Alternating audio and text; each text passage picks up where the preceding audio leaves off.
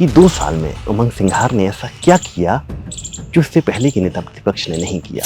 क्या पूरी पार्टी का सहयोग मिल रहा है? यही सवाल मैं आपसे यहाँ पूछ रहा हूँ कि एक समय में कांग्रेस ने आपसी कोऑर्डिनेशन पे आपने मुखरता के साथ अपनी बात रखी थी और वह गॉसिप है उमंग सिंघार और जीतू पटवारी की आपसी कोऑर्डिनेशन से जुड़ी हुई है। मैं चाहता हूँ कि कोई ऐसा पॉइंट आप रखें कि लोग माने कि दोनों अलग नहीं हैं, दोनों एक दिशा में चल रही हैं। विजय सिंह से भी दोस्ती कर लिया आपने?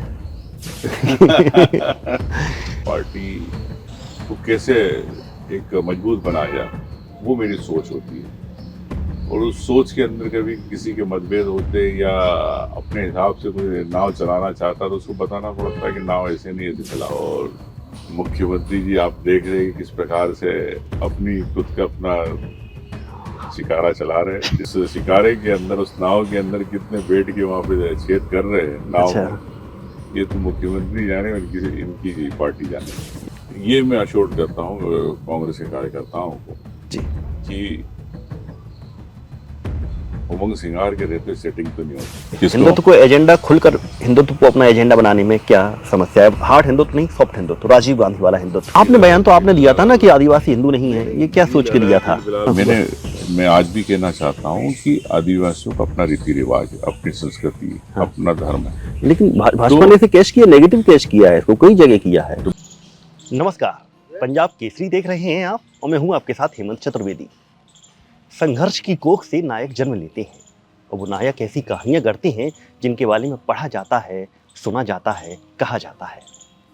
मध्य प्रदेश की धरती पर संघर्ष की छांव के तले एक ऐसा ही किरदार अपनी कहानियां गढ़ने में मशगूल है और वो किरदार है प्रदेश विधानसभा में नेता प्रतिपक्ष कांग्रेस के कद्दावर नेता उमंग सिंघार जी।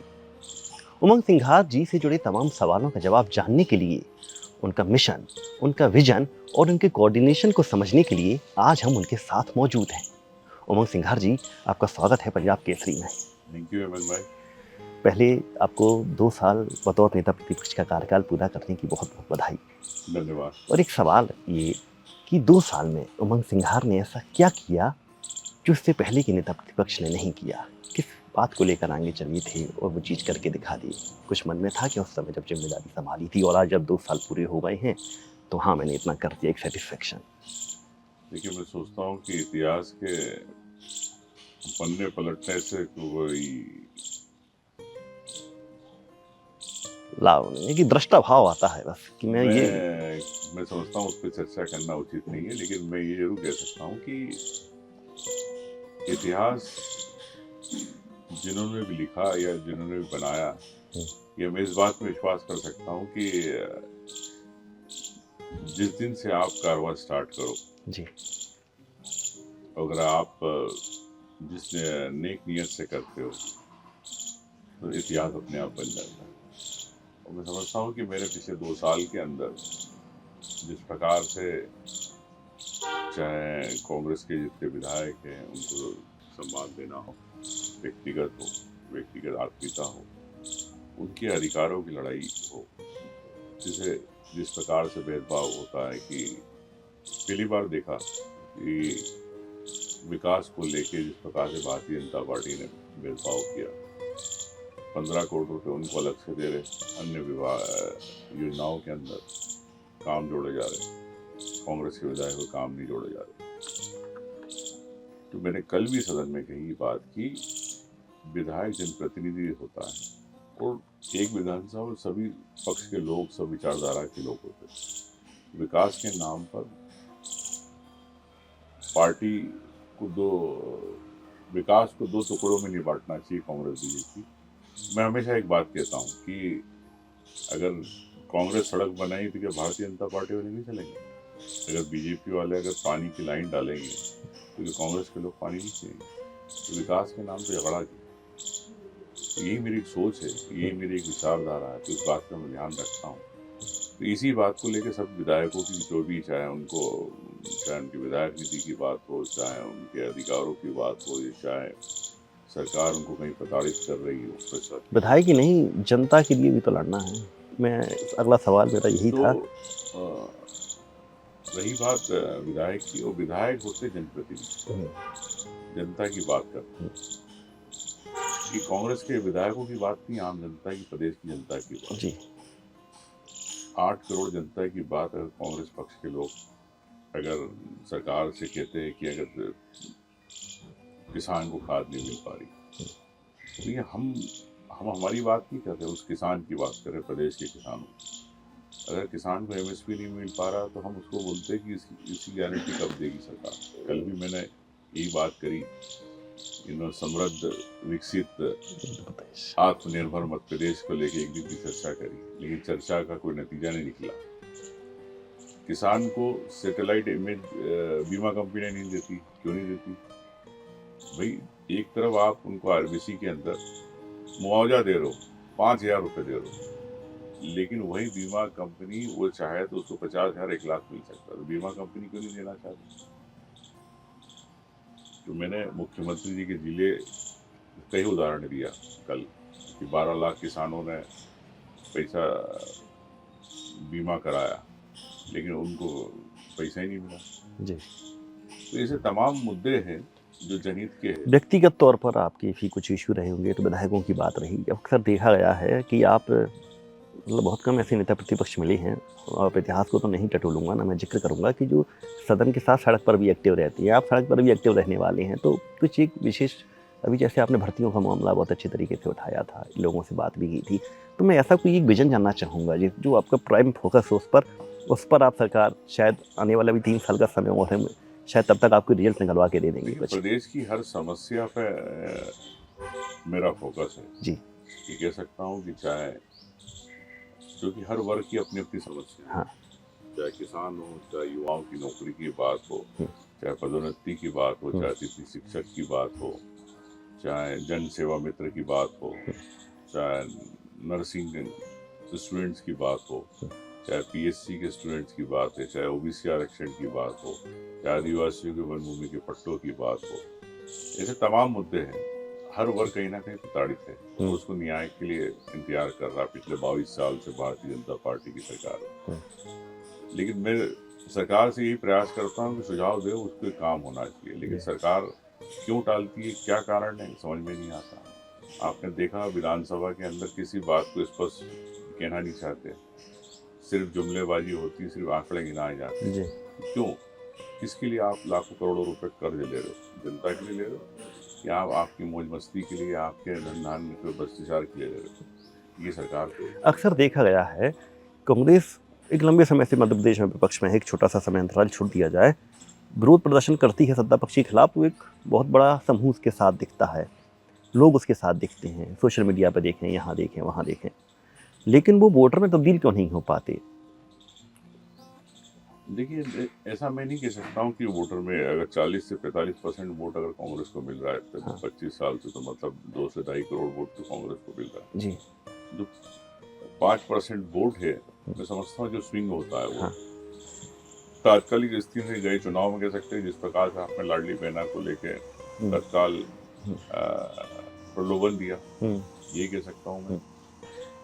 3,000 की बात करी, आज 1,000, 1,200, 1,500 को 3,000 नहीं दे। लेकिन सपने दिखा के भारतीय जनता पार्टी सत्ता का दुरुपयोग करके, पैसे बांट के, प्रलोभन दे के सरकार में आना चाहती है। एक तरफ धर्म की इनकी का हथियार है, उसकी काट भी तो आपको ही खोजनी है ना। एक तरफ पैसे देने का इनका हथियार है, तो वोट चोरी की बात करते हैं। एक तरफ वोट चोरी। ऐसा है अब हिंदुस्तान के अंदर, अब आप देखिए मतदाता को प्रमाण पत्र देना पड़ रहा है कि 2003 में यहाँ रहता था, वहाँ 2028 में जो आपने मुझे 3-4 वजह बनाई है, क्या हम एंटीडोट लेके उतरोगे आप मैदान में 2028 में? भारतीयता के परिचय देना पड़ रहा है कि मैं भारतीय हूँ जी।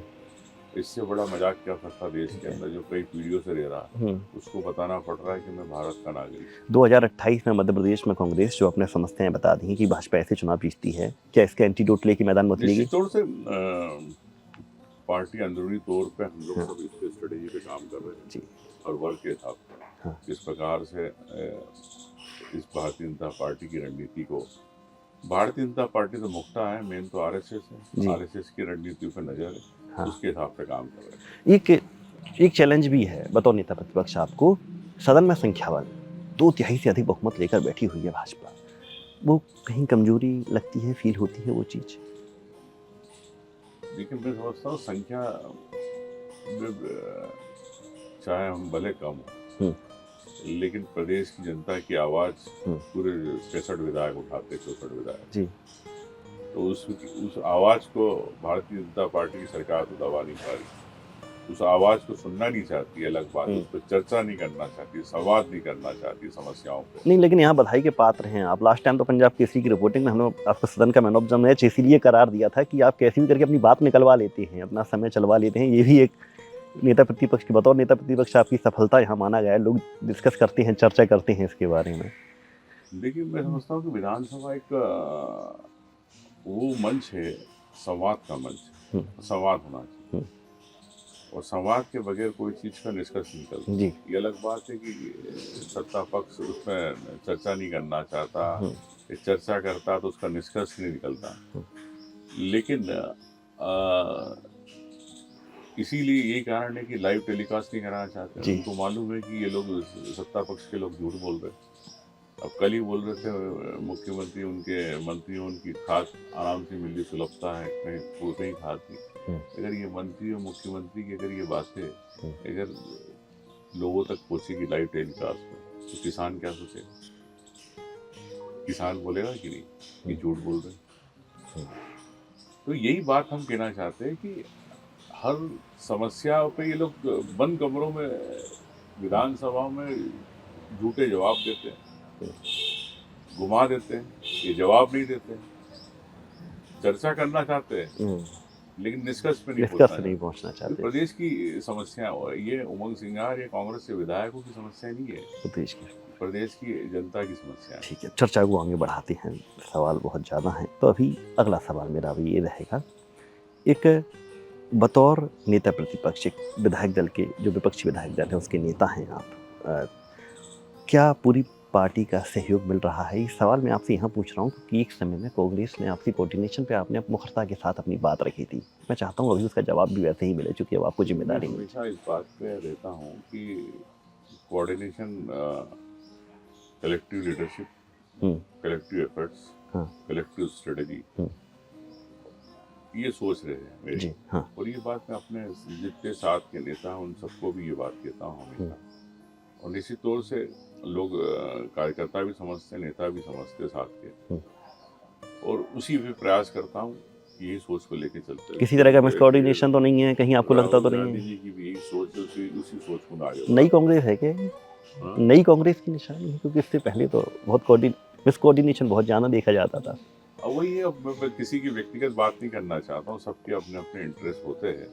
लेकिन मैं समझता हूँ कि सरकार सबकी ताकत से, सबकी मेहनत से बनेगी, क्योंकि विंध अलग है, बुंदेलखंड अलग है, सब मालवा अलग है, चंबल अलग है, कई रीजन है।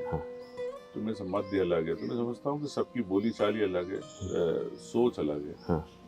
और पूरी जब तक मुट्ठी नहीं बनेगी, जब तक हमारी सरकार नहीं बनेगी, तो कांग्रेस के कार्यकर्ता हो या नेता इस बात को समझते। जो मध्य प्रदेश में एक गॉसिप की तरह लगातार लोग कभी ना कभी सामने आ ही जाता है, और वह गॉसिप है उमंग सिंघार और जीतू पटवारी की आपसी कोऑर्डिनेशन से जुड़ी हुई है। मैं नहीं चाहता कि शायद अभी कहेंगे ऐसा कुछ नहीं है, हम लोग अच्छा काम कर रहे हैं, शायद इग्नोर कर देंगे। मैं चाहता हूं कि कोई ऐसा पॉइंट आप रखें कि लोग माने कि दोनों अलग नहीं हैं, दोनों एक दिशा में चल रही हैं, कांग्रेस के लिए काम कर रही हैं।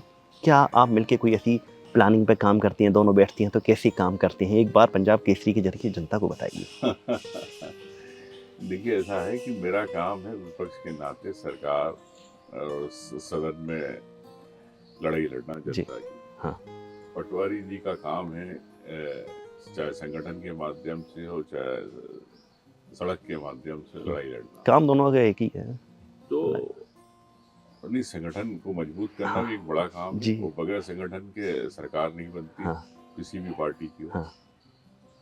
मैं समझता हूँ कि दोनों अपने अपने स्तर पे काम कर रहे हैं, अपने अपने स्तर में एक साथ कोई काम हो रहा है क्या? दोनों मिलकर स्तर अलग अलग है। अब वो विधानसभा एक अलग है, एक संगठन का काम अलग है, लेकिन दोनों का समन्वय है। और चूंकि जब भी बैठकें होती है हमारी, चाहे विधायक दल की हो चाहे संगठन की उसमें हम लोग चर्चा करते, पॉलिटिकल अफेयर्स कमेटी की बैठक होती है, उसमें चर्चा करते। बैठक तो एक औपचारिक प्रक्रिया होती है। संयुक्त रणनीति वही बनती है ना, अनौपचारिक डिस्कस नहीं होती है कभी कभी दोनों में? औपचारिक होती है, साथ में खाना खाते, बैठते, कई बार बात। कितने दिन में मिलना जुलना होता है?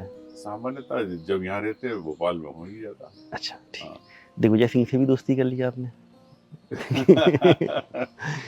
देखिए, दोस्ती वाली बात ही मैंने कई बार कई चैनलों पे कहा है कि मैं किसी का व्यक्तिगत विरोध में नहीं रहता। मैं हमेशा ये सोचता हूँ कि मतभेद हो सकते हैं, मनभेद नहीं हो। हाँ। और मैं पार्टी लाइन में विश्वास रखता हूँ कि जो पार्टी हित में हो या पार्टी को कैसे एक मजबूत बनाया जाए, वो मेरी सोच होती है। और उस सोच के अंदर कभी किसी के मतभेद होते या अपने हिसाब से कोई नाव चलाना चाहता तो उसको बताना पड़ता है कि नाव ऐसे नहीं, ऐसे चलाओ। अभी आपके हिसाब से चल रही है? पार्टी की नाव सबके लेके चलती है, और पार्टी की नाव में सब लोग बैठे और सभी खेवा नहा रहे जी। और सभी अपने अपने सब कुछ चला रहे हैं, लेकिन दिशा एक है कि 2028 के अंदर हमको लक्ष्य पे पहुंचना, किनारे पे आना, सरकार बनानी। ठीक है, ये कांग्रेस के अंदर की बात आपने, मतलब मुझे अच्छा लगा, आपने दरकिनार नहीं किया, आपने बताई, अपनी बात रखी। लेकिन इस बार मैं एक बात नोटिस कर रहा हूँ, मैं क्या, हर कोई नोटिस कर रहा है, शायद आपने भी नोटिस किया होगा, इस बार कांग्रेस के कलह से ज़्यादा चर्चा भाजपा की कलह की है। जबकि वो सरकार में, भाजपा में आपसी डिस्प्यूटेशन, मिसकोऑर्डिनेशन, एक दूसरे के संग समन्वय ना होना, ये चर्चाएं खूब चल रही हैं इस समय। लेकिन कह रहे हैं कि दिल्ली मजबूत है, सब सधा हुआ है यहाँ पर। बतौर नेता प्रतिपक्ष आप इसे कैसे देखते हैं, और क्या आपने कभी कुछ ऐसा महसूस किया है सदन में, सदन के बाहर, कि हाँ सब ठीक तो नहीं है भाजपा में? देखिए, स्वाभाविक है कि कोई भी नेता का एक लक्ष्य होता है कि जो वरिष्ठ हो जाता है, वो सोचता है कि मैं सत्ता के शीर्ष पद पे पहुंचूं। जी। तो चाहे कैलाश विजयवर्गीय हो, चाहे प्रहलाद पटेल जी हो, चाहे नरेंद्र सिंह तोमर जी हो, चाहे राजेंद्र शुक्ल जी हो, चाहे राकेश सिंह हो, ऐसे तमाम नेता जो जिनको विधानसभा इसलिए लड़ाया गया था कि आप यहाँ पर मुख्यमंत्री के दावेदार रहेंगे, आप बनेंगे। जी। अब बीजेपी ने इनके इंटरनल क्या कमिटमेंट हुए उस पर तो नहीं जाना चाहता हूँ मैं, लेकिन इनको सपने और जरूर दिखाया। और भारतीय जनता पार्टी के ये नेता अपने ही नेताओं के सपनों के जाल में उलझ गए। आप देख रहे हैं कि किस प्रकार से उनकी स्थितियां बनी हुई है, और सत्ता संगठन में समन्वय नहीं है। और मुख्यमंत्री जी आप देख रहे हैं किस प्रकार से अपनी खुद का अपना शिकारा चला रहे हैं। जैसे अभी भोपाल की झील में उन्होंने उद्घाटन किया, उस शिकारे के अंदर कितने बैठे हैं और कितने बाहर हैं। उस शिकारे के अंदर, उस नाव के अंदर कितने बैठ के वहाँ पे छेद कर रहे हैं नाव में। ये तो मुख्यमंत्री जाने और इनकी पार्टी जाने। कुछ महसूस किया आपने, कुछ नाराजगी, कोई किस्सा वगैरह अगर आप बताना चाहें, सदन में कुछ ऐसा डिस्प्यूटेशन देखा? जब पॉलिसीज की बात आती है तो मैं समझता हूँ कि जब कोई निर्णय नहीं होता, अनिर्णय की स्थिति है, तो इसका मतलब डिस्प्यूट है। जी। किसी भी विभाग की बात, अगर उस पर कोई पब्लिक इंटरेस्ट में अगर नहीं पॉलिसी बन पा रही तो क्यों नहीं बन पा रही? क्या इसका मतलब समझ में नहीं है? क्या मंत्रियों से पूछा नहीं जा रहा? क्या मुख्यमंत्री जी राय ले रहे हैं मंत्रियों से? क्या अधिकारियों से राय ले रहे हैं? क्या अधिकारियों के साथ सरकार चल रही? तो ये तो मुख्यमंत्री जो मंत्री बता सकते हैं, मैं कैसे बोलूँ? आपके 2 साल हुए, सरकार के भी 2 साल हो गए, थोड़ा उस पर भी वर्जन रख दीजिए। 2 साल में मुख्यमंत्री मोहन यादव ने क्या कैसे किया था, कैसे देखते हैं? ठीक है, अब उनकी किस्मत थी, लॉटरी खुल गई, तो लॉटरी से अब 2 साल में मुख्यमंत्री जी ने, मुझे लगता है कि एक समझने में समय लगता है जी। अब उन्होंने कितना समझा प्रदेश को 2 साल के अंदर, किस प्रकार से पॉलिसीज वगैरह लेके, तो मुझे नहीं लगता है कि जिस प्रकार से कल आपने जो भाषण दिया, तो ठीक है, भाषण के हिसाब से उनका भाषण बड़ा अच्छा था, लेकिन नीति और विजन के हिसाब से मैं समझता हूँ कि वो जनता के और प्रदेश के हित में नहीं। सत्ता पक्ष की भी बात हो गई, अब एक आंतरिक सवाल। बतौर विपक्ष कांग्रेस के साथ एक स्याह पक्ष जुड़ा हुआ है, वो शब्द है, एक कहते हैं सेटिंग। सार्वजनिक मंच पर इन पहलुओं पर खुलकर बात नहीं की जाती, लेकिन एक आम जन कांग्रेसी जो है, जो जमीन पर लगातार काम कर रहे हैं, वो अपने नेतृत्व से एक श्योरिटी चाहती हैं क्या भविष्य में वो सेटिंग शब्द तो बाद में नहीं आएगा कि सत्ता पक्ष के संग चुनाव के वक्त कभी कोई एक तरह का कोऑर्डिनेशन स्थापित कर लेता है? मैं नहीं चाहता कि आप इस पर पिछले कुछ समय से जो बातें निकल कर सामने आई उन पर चर्चा करें, किसी का नाम लें, कुछ करें, लेकिन क्या एक गारंटी दे सकते हैं आप अपने कार्यकर्ता को कि अब ऐसा नहीं करेंगे या ना होने देंगे? देखिए, मैं दूसरों की तो बात नहीं करता हूँ, किसने क्या करा, किसने सेटिंग करी, मैं उसकी बात नहीं, इस बात आप लीड पोजीशन पे आप चाहें तो रोक सकते हैं। लेकिन मैं अश्योर करता हूँ कांग्रेस के कार्यकर्ताओं को जी। कि उमंग सिंगार के रहते सेटिंग तो नहीं हो सकती। ये मैं प्रदेश के कार्यकर्ताओं को कहता हूँ। सरकार कांग्रेस की बनेगी। कांग्रेस के कार्यकर्ता जिस प्रकार से उम्मीद और एक उनमें उमंग जगी है जी। कि हम लोग काम कर रहे हैं, हम जीतू पटवारी, हम लोग सब बाकी सब तमाम नेता, तो निश्चित तौर से पार्टी की सरकार बनेगी। मैं विश्वास दिलाना चाहता हूँ कार्यकर्ताओं को, तो यही कहना चाहता हूँ कि सेटिंग नहीं होगी, कांग्रेस की सरकार के लिए तैयार हो। सेटिंग नहीं होगी, कांग्रेस की सरकार के तैयार हो। एक जब हमने लोगों से कमेंट करके पूछा था कि कमेंट में बताइए आप क्या चाहती हैं, कोई सवाल का जवाब, तो उन्होंने कहा था कि बस कुछ भी करना है, केवल भविष्य में आगे चल के कुछ ऐसा कोऑर्डिनेशन स्थापित ना हो जाए कांग्रेस में, क्योंकि लगातार 5 साल इंतजार करते हैं, चुनाव के पहले कहीं ना कहीं से कुछ खबरें आने लगती हैं, वो मनोबल तोड़ देती हैं कार्यकर्ता की। तो यहाँ जीतू उमंग सिंघार जी ने यहाँ पर श्योरिटी दे दी है अपने कार्यकर्ताओं को। 1-2 सवाल में हम यहाँ इंटरव्यू खत्म करेंगे। एक कहते हैं कि सर्वाइवल के लिए सबसे बड़ी चुनौती रहती है चेंजेज। हमें बहुत जल्दी चेंज करना पड़ता है अगर हमें सर्वाइव करना है। तो आप देखते हैं जो बदलाव नहीं करता वो खत्म हो जाता है। वो बदलाव के इस दौर में इस वक्त हिंदुत्व की राजनीति की हवा बह रही है। जो हिंदुत्व की बात करता है वो चुनाव जीत जाता है। आप इस बात को एक्सेप्ट करना ही पड़ेगा, हम चाहे कहीं का भी देख लें इस बात को, हमें दरकिनार नहीं कर सकते। लेकिन कांग्रेस इसको खुलकर स्वीकार नहीं कर पा रही। हम कह रहे हैं कि हार्ड हिंदुत्व नहीं, सॉफ्ट हिंदुत्व जो राजीव गांधी ने उस समय किया था, आखिर वो क्या कारण है? वो वहाँ नहीं कर पाए। चलो, राष्ट्रीय कांग्रेस की मजबूरी है, उनको अलग अलग राज्य संभालने हैं, लेकिन मध्य प्रदेश की भौगोलिक स्थिति तो पूरी तरह से हिंदुत्व के पॉजिटिव है। क्या यहाँ ऐसा कोई प्रयोग किया जाएगा, उसके बारे में बताइए। मैं नहीं समझता हूँ कि भारतीय जनता पार्टी के एजेंडे पे हम लोगों को चलना है। एजेंडे की बात नहीं है, भाजपा जो ट्रेंडिंग में था उसने अपना लिया है भाजपा ने। भारतीय जनता पार्टी का हिंदू का एजेंडा है, हाँ। लेकिन भारतीय जनता पार्टी उस एजेंडे के पीछे भी जातियों को, उपजातियों को बांट रही। मैं आपको जवाबदारी के साथ कह सकता हूँ, आदिवासियों के नाम पे आदिवासियों के टुकड़े कर रही है। आपने बयान तो आपने दिया था ना कि आदिवासी हिंदू नहीं है, ये क्या सोच के दिया था? बिलाला अलग, कोरकू अलग, गोंड अलग, उन सबको टुकड़े कर रही है। लेकिन आपने जो ऐसी जो हिंदू जातियां, प्रजापति है, कुशवाहा है, उनके अंदर अलग अलग टुकड़े करने में लगी। नाम हिंदू की बात करते, छतरी हिंदू की दिखाते, लेकिन सबको नीचे टुकड़े करने में लगी। तो भारतीय जनता इन्फ्लुएंस तो कर रही है ना वो हिंदू के नाम पर। भारतीय जनता पार्टी नहीं, सिर्फ वोट ले रही है। इन्फ्लुएंस वोट मतलब वोट के लिए इन्फ्लुएंस कर रही है। वोट की राजनीति है। हाँ। लेकिन समाज में की एकता, हाँ। देश की एकता, हाँ। प्रदेश की एकता, हाँ। अखंडता को लेके क्या सोच है? आप सोचने में मत जाइए, मैं आपसे क्या कह रहा हूँ। तो मैं आपकी बात पे आ रहा हूँ, ठीक है, वोट की राजनीति है, लेकिन मैं समझता हूँ कि अगर वर्गों को आप बांटोगे, हाँ। तो निश्चित तौर से कहीं ना कहीं आपस में मनभेद होते हैं। आपने कहा था कि आदिवासी हिंदू नहीं है, ये भी तो वर्ग बांटना। मैं आज भी कहना चाहता हूँ कि आदिवासियों का अपना रीति रिवाज, अपनी संस्कृति, हाँ। अपना धर्म है। लेकिन भाजपा ने इसे कैश किया, नेगेटिव कैश किया है इसको, कई जगह किया है। तो बोले ना, भारतीय जनता पार्टी चुप क्यों हो गई? चुप क्यों हो गई? बोले थे। अगर हम हमारी रीति रिवाज की बात करते, अगर हम पेड़ पौधों की अगर पूजा करते हैं, तो इसमें क्या बुरा? क्या अगर आप हिंदू धर्म के अंदर अगर वो किसी मूर्ति की पूजा करते हैं तो हम मना करते हैं? अगर हम पेड़ की पूजा करते हैं तो हमें क्यों रोकना चाहते? अगर हम किसी पौधे की पूजा करते हैं तो क्यों रोकना चाहते? अगर हम एक शिव शंकर को हम बड़ा देव मानते हैं, तो गोंड के अंदर हम लोग भी मानते हैं, अगर हम उसको बड़ा देव के रूप में पूजते हैं तो क्या बुरा? तो गलत क्या है? और रही बात, तो ये हजारों साल से हम लोग इस प्रकृति के रखवाले रहते आ रहे हैं।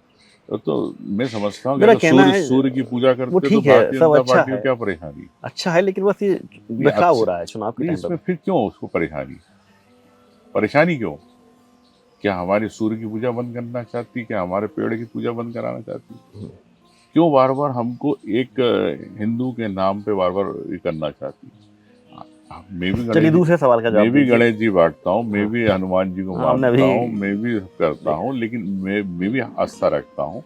लेकिन इसका मतलब ये थोड़ी कि आप किसी को अपने रीति रिवाज हिंदुत्व संस्कृति को की आप नहीं करने एजेंडा दे। क्यों नहीं बना रहे, इसका जवाब दे दीजिए। किसको? हिंदुत्व को एजेंडा खुलकर, हिंदुत्व को अपना एजेंडा बनाने में क्या समस्या है? हार्ड हिंदुत्व नहीं, सॉफ्ट हिंदुत्व, राजीव गांधी वाला हिंदुत्व। देखिए, मैं समझता हूँ कि जो संविधान है, संविधान में सभी धर्मों को समानता तेलंगाना दी में गई, रेवन्ना जी ने किया था। सभी धर्मों को समानता दी गई है। हाँ। और कांग्रेस पार्टी की विचारधारा रही कि सभी धर्मों को समानता का साथ हो। फिर भारतीय जनता पार्टी में सबका साथ सबका विकास मना कर दे कि हम हिंदुओं के साथ, और तेलंगाना में क्यों रेवन्ना जी ने बोलती? किया, उसका नतीजा आया नहीं ना नहीं, तो उनको। फिर क्यों बोलती भारतीय जनता पार्टी बात क्या नहीं सबका बात। साथ सबका विकास? बोले वो कि सिर्फ हिंदू का साथ, बाकी का हम विकास नहीं करेंगे, बोले भारतीय जनता मैं सिर्फ पार्टी। चुनावी एजेंडे की बात कर रहा हूँ। तो वही तो आपने वोटों चुनाव एजेंडे की बात करी, मैं उसी की बात कर रहा हूँ। तो ये सिर्फ वोट की राजनीति है। भारतीय जनता पार्टी के 3 हथियार हो गए वोट से ही तो चुनाव सर्वाइवल है। लड़ने के। सर्वाइवल का जरिया क्या है? वोट ही तो एक खुराक है धर्म उसकी। की राजनीति, एक योजनाओं के माध्यम से पैसा बांटने की राजनीति, और तीसरा एसआईआर और ईवीएम में गड़बड़ी करके। आज अगर बैलेट पेपर पे चुनाव हो जाए, हेमंत जी आपके चैनल पे कह रहा हूं मैं, भारतीय जनता पार्टी की जो 300 सीटें है ना, उसमें 50 सीटें आया तो उमंग सिंगार ने, दावे के साथ कह रहा हूं मैं। एक शब्द में बता दीजिए, मतलब हिंदुत्व का मुद्दा नहीं मानते कि उसकी जम पे बढ़त बनाए हुए है भाजपा। देखिए, देश के अंदर आप नहीं जान, जरूरत नहीं है युवाओं को नौकरी की। क्या अगर महंगाई बढ़ गई है, चुनाव के समय मेरा आपसे क्या कहना है? महंगाई बढ़ गई है, तो ये एक मुद्दा नहीं है? बिल्कुल है मुद्दा। जब इन्हीं की सुषमा स्वराज जी वो गैस सिलेंडर को लेकर राजनाथ सिंह के धरने पे आते थे कि 500 रुपये का होगा, 600 रुपये का, आज 1100 का हो गया सिलेंडर, उसकी क्यों नहीं बात होती?